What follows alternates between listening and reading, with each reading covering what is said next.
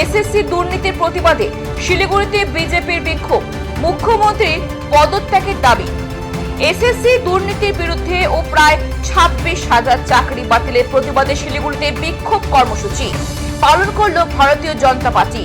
শিলিগুড়ির সাংগঠনিক জেলার উদ্যোগে আয়োজিত এই কর্মসূচিতে উপস্থিত ছিলেন দার্জিলিংয়ের সাংসদ রাজু বিষ্টা, জেলা সভাপতি অরুণ মণ্ডল সহ অনেকেই। বিক্ষোভ শুরু হতে প্রশাসনের পক্ষ থেকে কড়া নিরাপত্তার ব্যবস্থা নেওয়া হয়। শিলিগুড়ি মহকুমা শাসক দপ্তরের সামনে মোতায়েন করা হয় বিপুল সংখ্যক পুলিশ বাহিনী। বিক্ষোভকারীরা দপ্তর চত্বরে ঢোকার চেষ্টা করলে পুলিশের সঙ্গে ধস্তাধস্তি হয়। ঘটনায় উত্তেজনা ছড়িয়ে পড়ে। অবশেষে বিজেপি নেতৃত্ব ও কর্মীরা রাস্তায় বসে অবস্থান বিক্ষোভ শুরু করেন। পাশাপাশি হুঁশিয়ারি দেন, যদি এই দুর্নীতির দ্রুত সমাধান না হয় তবে বিজেপি বৃহত্তরে আন্দোলনে নামবে।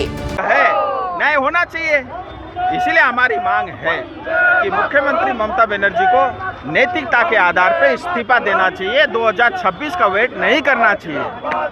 अब दूसरी बात, जिन शिक्षकों की भर्ती हुई, 2-3 प्रश्न उठते हैं जिनके अब दोबारा जब सिलेक्शन होगा और जिनकी जेन्युइन तरीके से भर्ती हुई थी, अब उनका एज बार हो गया, तो क्या आप उनको अलाउ करोगे या सरकार उनको कंपनसेट करेगी? শিলিগুড়ি থেকে নিজস্ব প্রতিনিধি রিপোর্ট, খবর বাংলা।